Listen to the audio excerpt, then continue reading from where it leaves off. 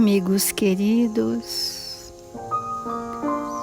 que o ambiente espiritual da prece possa nos envolver nesta hora, em que pelos sentimentos elevados ao Evangelho de Jesus para alcançá-lo, possamos estar em comunhão contínua com os pensamentos benevolentes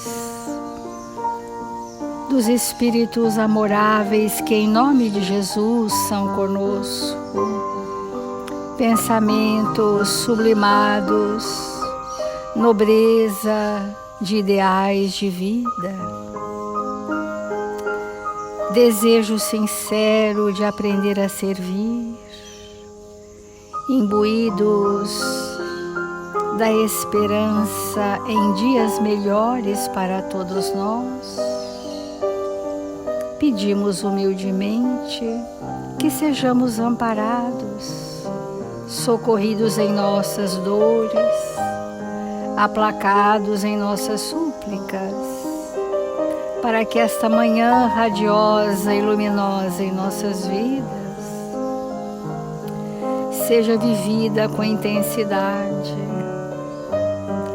que as sábias lições do Evangelho de Jesus possam calar fundo em nossos corações e que sejamos sempre uns pelos outros, na condição de eternos amigos que tanto queremos ser.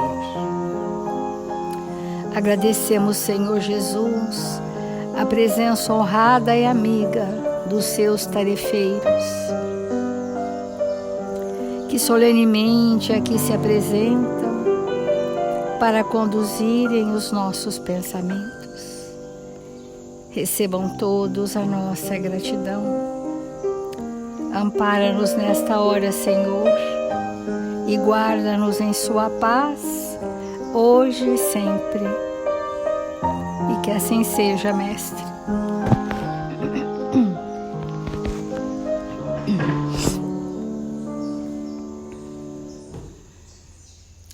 Do Evangelho segundo o Espiritismo, o capítulo Bem-aventurados os pobres de espírito. Estamos no item Pecado por pensamento. O Evangelho já trouxe para nós, nessa oportunidade, o que é a força do pensamento. O pensamento, ele vai envolver sensações, emoções, sentimentos, desejos. Ele tem uma imantação dada a qualidade desse pensamento e desse sentimento. E o Evangelho veio nos trazer que o pensamento equivale a uma ação. Pensar equivale a uma ação. Então, se eu penso em destruir alguém, isto já é um acontecimento dentro de mim. Eu já destruí porque eu tive o desejo. E esses desejos destrutivos do nosso pensamento acabam trazendo para nós uma ansiedade, uma aflição, que a pessoa pensa que são por outras questões, mas estão ligadas aos seus desejos secretos.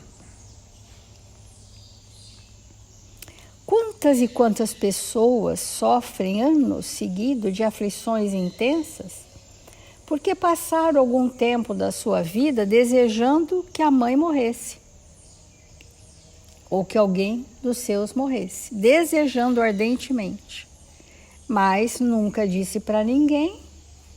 Mas como aquilo já aconteceu no seu pensamento, a pessoa entra num estado aflitivo muito grande. Como é uma situação difícil de ser confessada, as pessoas muitas vezes arrastam esse estado por muitos e longos anos. Então, A verdadeira pureza não está somente nos atos, mas também no pensamento, porque aquele que tem o coração puro não pensa mesmo no mal.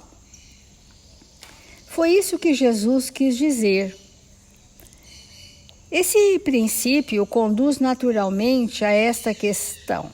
Sofrem-se as consequências de um pensamento mau, não seguido de efeito? O pensamento mau tem consequências mesmo que não tenha tido ações? Há aqui uma importante distinção a fazer.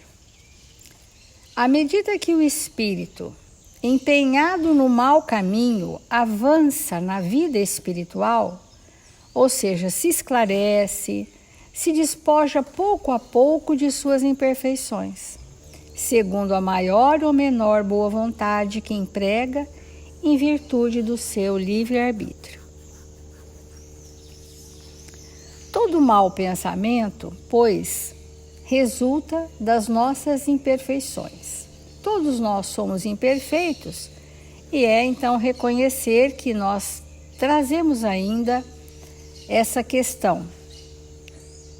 Mas se a pessoa já está com o desejo de se depurar, mesmo esse mau pensamento torna-se para ela uma oportunidade de adiantamento. Então, nesse trecho do Evangelho, vamos começar a compreensão.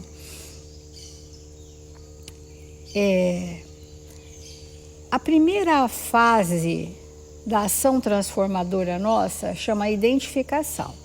Eu preciso identificar os meus desejos, ter a coragem de entrar em contato com os meus impulsos, identificar as minhas emoções corrompidas que me atrelam a vícios pelo prazer das sensações. Eu preciso identificar. Identificar e não sentir nada significa que nada vai nos acontecer. Identificar significa mobilizar profundas emoções. E essas profundas emoções, esses pensamentos, são de desacomodação. Ninguém faz uma ação transformadora, nós estamos falando no plano do pensamento, sem que tenha havido um desconforto. Um desconforto profundo do que sinto, do que vivo, se eu quero ou não isto para mim. Porque muitas vezes a pessoa tem remorso do seu adultério, da sua desonestidade, da sua infidelidade. Tem remorso, mas repete. E diz, eu não quero mais isso para mim, mas daqui 15 dias eu repito. Eu não aguento mais viver isso, mas eu repito. Então esse remorso são ideias fixas que a pessoa traz. Essas ideias fixas de que eu não quero mais ser assim, geram uma estagnação ali no pensamento. Eu não quero, mas ela não trabalhou a emoção, não trabalhou o impulso, não trabalhou o desejo, não entrou em outro estímulo, então o que vai restar? Repetir. Porque é imperioso que no momento em que o espírito queira realmente fazer transformações, que ele comece a fazer uma alimentação de outra natureza no seu campo mental. Ele precisa nutrir o seu espírito da força do bem. Ele precisa ter leituras edificantes 20 horas por dia. Porque quando nós lemos, nós entramos na sintonia do autor. Então, se o espírito não faz uma alimentação como nutriente que possa expandir a sua compreensão da vida, de si mesmo, ele não cresce, ele não amadurece, ele fica fazendo coisas, mas isso não é evolução e progresso. Então, o Emmanuel pergunta assim numa lição, chamado do Rumo Certo, que diz assim, autoaprimoramento, né? Tanto quanto sustentamos confidências menos felizes com os outros, alimentamos aquelas do mesmo gênero de nós para nós mesmos. Então, aquilo que eu falo de alguém é a expressão do que acontece no meu íntimo. Aquilo que eu debocho de alguém, que eu ironizo, porque há pessoas que fazem muitas brincadeiras com a forma dos outros serem. Isso chama crítica, é uma forma de ironia. Então, essa crítica muito constante vai fazer a gente ter o quê? Receio do que os outros pensam de mim. Porque se eu não sou boa para perceber as pessoas, obviamente que elas não vão me perceber bem. Vocês concordam? Entendeu? Se o tempo todo eu sou crítica, ou ironizo, ou maldigo as pessoas, eu vou sentir que as pessoas farão comigo a mesma coisa. Então, a pergunta de Emmanuel: como vencer os nossos conflitos interiores no que se refere à infidelidade, à desonestidade, ao adultério por pensamento? De que modo eliminar as tendências menos construtivas que ainda nos caracterizam a individualidade? Indagamos-nos. Porque a ideia, amigos, não é só a conscientização, né? A ideia do Evangelho em nossas vidas é a ação transformadora. De que modo eliminar a tendência? Ora, as tendências são experiências que eu já vivi e que se insurgem no meu dia a dia como desejos. E é por isso que temos as, entre aspas, tentações. Eu tenho o desejo porque é uma tendência. E nesse momento que eu estou na tendência, porque o prazer das sensações me atrelou, vocês concordam que seria necessário que nós já tivéssemos outras fontes de prazeres perenes? Prazeres duradouros? Prazeres sublimados também? Porque quando nós tivermos essa gama de sentimentos mais nobres, de prazeres mais elevados, que nos trariam a verdadeira bem-aventurança, nós teríamos polaridade de força para se contrapor com o que aqui está dizendo. Como eliminar as más tendências? Ora, se eu não tenho aquisições, se eu não tenho hábitos da caridade, hábitos espirituais, eu não terei força para resolver. Eu vou ficar no remorso, todos os dias no remorso. E vou voltar, porque eu preciso ter uma construção que polarize um vetor. E esse vetor, essa força contrária, vá se contrapondo ao homem velho que ainda sou. E vamos nos renovando progressivamente, é um crescente. De que modo esparzir a luz, se muitas vezes ainda nos afinamos com a sombra? Aqui eu sempre quero dizer que socialmente nós podemos ser muito educados, que a gente vai chamar de verniz das aparências. Educados, sorridentes, gentis. Mas será que isto, no meu dia a dia, é assim, no meu coração, no meu íntimo, na minha família? Eu preciso perguntar para mim mesma se aquilo não é um personagem. E perdemos tempo longo de introspecção sem proveito, da qual nos afastamos insatisfeitos e tristes. Muitas pessoas, ao entrar em contato com os ensinamentos do Evangelho, ficam tristes, têm uma introspecção sem reflexão e ficam insatisfeitos e incomodados e rompem com aquele evangelho. Porque essa desacomodação, ela é da nossa consciência, não da fala de alguém.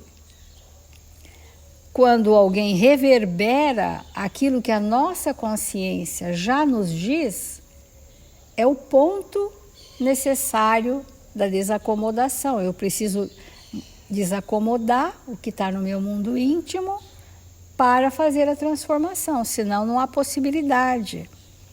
Não adianta nós colocarmos água pura num vaso infecto. Nós precisamos primeiro higienizar o vaso, o jarro, para que a água pura permaneça pura. Então, perdemos longo tempo sem proveito algum, sofrendo com aquelas aflições que não geram progresso, porque muita gente sofre, mas não está adiantando aquele sofrimento, aquilo não vai fazer ela progredir, não vai fazer ela evoluir, não vai fazer nada, ao contrário, vai encrudescer na ilusão do sofrimento. Nem todo sofrimento gera progresso. Então, poderemos, entretanto, que se os doentes estivessem proibidos de trabalhar, segundo as possibilidades que lhes são próprias, e se os benefícios da escola fossem vedados aos ignorantes, não restaria a civilização. Não restaria à civilização outra alternativa que não a de se extinguir, deixando-se invadir pelos atributos da selva. Nós estaríamos no primitivismo. As nossas imperfeições morais não nos impedem de servirmos a Jesus, não nos impedem do trabalho, de exercício, de abrir mão dos interesses pessoais, não nos impede das renúncias necessárias, porque são essas ações que exatamente vão se contrapor com as nossas dificuldades. Não sei se fica claro essa dinâmica interna do espírito.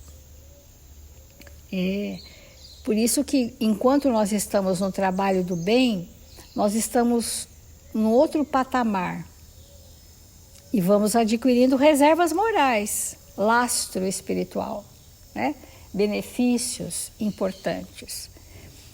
Então, felicitemo-nos pelo fato de conhecer as nossas fraquezas e defini-las.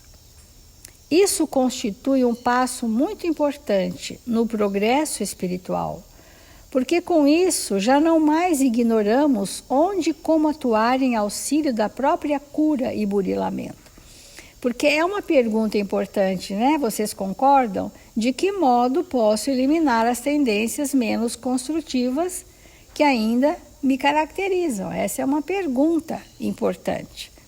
E o Emmanuel está nos respondendo: felicitemo-nos pelo fato de já conhecer as nossas fraquezas. Nós temos tido juntos, nesse grupo de evangelho, essa feliz oportunidade de nos conhecermos como espíritos, já identificar as nossas fragilidades, defini-las. E Emmanuel diz que isso constitui um passo muito importante no progresso espiritual, porque muitos dos nossos irmãos não estão ainda na condição receptiva de se perceberem, e está tudo certo, cada um no seu tempo. Isso constitui um passo importante no progresso espiritual, porque com isso já não mais ignoramos onde e como agir em auxílio da própria cura. Essa é uma lucidez que o Evangelho nos traz. Nós vamos sair, olha, eu já sei qual é o ponto. Eu já sei o que eu vim fazer na Terra. Eu preciso injetar ânimo. Então, que somos espíritos endividados, imperfeitos, perante as leis divinas, não padece dúvida para nenhum de nós. que bom que nos igualamos, porque ninguém é superior, ninguém é inferior. Nós estamos nesse planeta numa mesma faixa evolutiva que nos mantém nesse planeta. Se as minhas dificuldades são de uma natureza, as suas são de outra, mas são dificuldades equivalentes. E é isso que nós temos que nos imbuir. E as minhas dificuldades não impedem que os meus valores te socorram, como não impedem que suas habilidades me amparem para construir a fraternidade. Compreendem que isso não tolhe a nossa possibilidade de servir, ao contrário. Urge, porém, saber como facear construtivamente as necessidades e problemas do mundo íntimo. Aí entra o que nós estamos falando já há alguns dias, que é sobre a anterioridade. A anterioridade é uma faceta da nossa memória, onde estão os principais fatos e características que nós viemos nessa reencarnação transformar. Quando o nosso presente, o nosso hoje, o nosso aqui e agora, não é bem preenchido de ações no bem, o nosso passado prevalecerá. E o nosso futuro será tão incerto que nos atemorizará. Nós estamos com uma síndrome constante de ansiedade, onde as pessoas dizem ter medo do futuro. O medo do futuro é o presente vazio. Porque o presente preenchido de lutas constantes, daquela rotina robusta dos afazeres nobres que todos temos, faz com que esse passado se transforme e não prevaleça. E quando nós percebemos que o passado está prevalecendo, nós já não estamos mais nas tendências, nós já estamos na execução dos desejos. E quando nós estamos executando os desejos que repetem os esquemas de séculos atrás, nós estamos vivendo no ontem, o corpo no hoje e a cabeça no ontem. Olha que interessante, nós às vezes não percebemos que tudo o que fazemos, sentimos e pensamos nem é desta encarnação, é do nosso passado que está prevalecendo na forma do quê? De tendências, de desejos, de buscas, de experiências. Óbvio que nós temos no passado muitas construções felizes, porque somos espíritos milenares e trazemos dentro de nós muitas experiências evolutivas, muitas habilidades, muitos recursos, muitos talentos a serem multiplicados. E é isso que é divino em nós. Nós não estamos desprovidos do recurso para a nossa transformação, porque esse recurso não está fora de nós. Então, reconhecemos-nos falhos em nos referindo aos valores do espírito ante a vida superior, mas abstenhamo-nos de chorar inutilmente no beco da autopiedade. Agora mesmo Emmanuel falou que muitos sofrimentos são em vão, que é uma forma mórbida de não precisar se transformar. Porque aquele que chora, que lastima, que se maldiz, que se deprecia, ele não está evoluindo. Isso é uma expressão do orgulho. Isso não é um gesto de humildade. É importante a gente compreender, abstenhamos de chorar inutilmente por autopiedade, no beco da autopiedade, né? Naquele momento sem saída.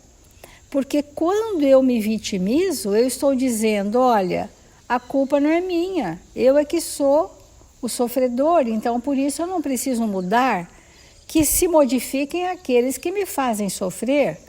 Essa é a temática do espírito. Então, em vez disso, trabalhemos na edificação do bem de todos. cultura é a soma de lições infinitamente repetidas no tempo. Isso o Emmanuel também fala no Pensamento e Vida, quando ele fala de vocação, nas lições em que Emmanuel traz sobre magnetismo pessoal, são experiências secularmente vividas que geram um dínamo interno, uma motivação espetacular que nada detém aquele ser, porque ele tem as suas construções íntimas. E virtude é o resultado de experiências incomensuravelmente recapituladas na vida. Jesus, o mestre dos mestres, apresenta uma chave simples para que se lhe identifiquem os legítimos seguidores. Conhecê-los-eis pelos frutos. Os verdadeiros cristãos têm obras, que são os frutos. Observemos o que estamos realizando com o tesouro das horas e de que espécie são as nossas ações, a benefício não próprio, mas dos semelhantes. Essa é a profunda reflexão de hoje que Emmanuel nos traz. E procurando aceitar-nos como somos, sem subterfúgios ou escapatórias, evitemos estragar-nos com queixas e autocondenação, buscar sim agir e servir e melhorar-nos sempre. Nós estamos falando do item do Evangelho, pecado por pensamento.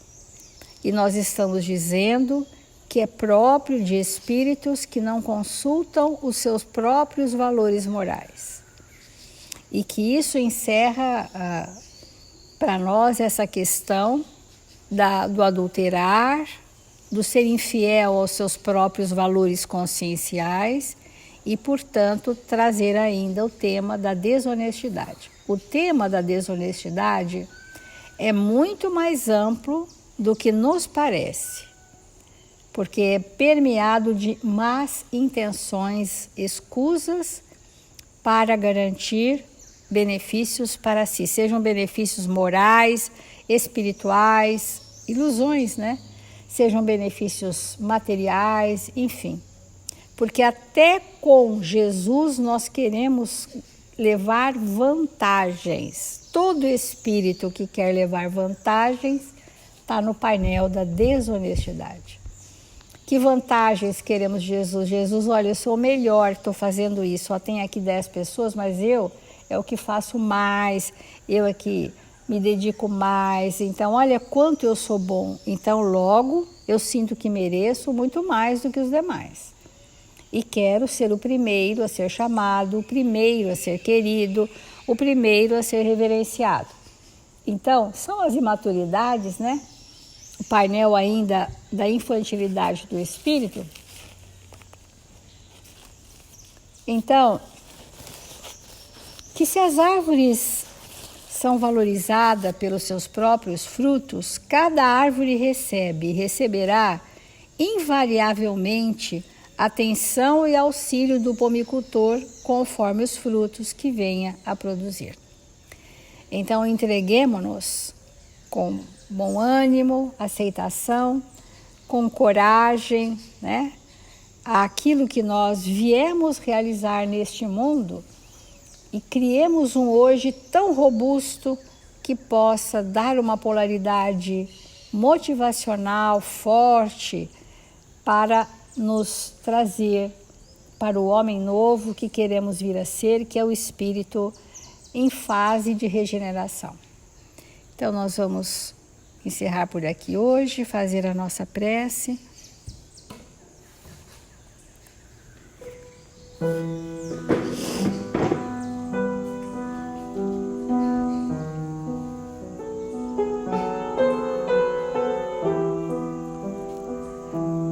Deixemo-nos envolver pela suave melodia da música, que nos toca os sentimentos mais purificados. Deixemo-nos envolver por esta manhã luminosa em nossas vidas. e planejarmos juntos as ações no bem constante, vibrarmos felicidade de podermos levar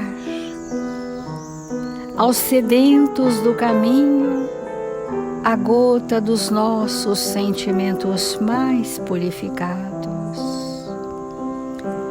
A alegria de estender as nossas mãos aos caídos no nosso entorno. A paz de aconchegarmos alguém em nosso colo amigo. Quantas oportunidades felizes, Senhor, podemos realizar neste dia e, quem sabe, dilatar profundamente a nossa tolerância para a compreensão daqueles que não professam os nossos ideais e que escolheram caminhos outros, mas que um dia chegarão à casa do Pai. Deixemo-nos envolver pelas doces vibrações de amoráveis benfeitores espirituais que se debruçam sobre nós nesta hora para socorrer-nos à indigência espiritual. Que a humanidade da Terra, Senhor, continue sendo socorrida e amparada por essas caravanas espirituais de outras paragens que vieram ter conosco para a ação da caridade. Vibramos nesta hora pelos nossos irmãos registrados em nossos cadernos de vibrações. Que sejam visitados, socorridos em suas necessidades. Pacificados nesta hora, Senhor, extremamente agradecidos por tudo que a vida nos oferece, encerramos o Evangelho desta manhã com alegria e paz em nossos corações. E que Jesus nos abençoe hoje e sempre.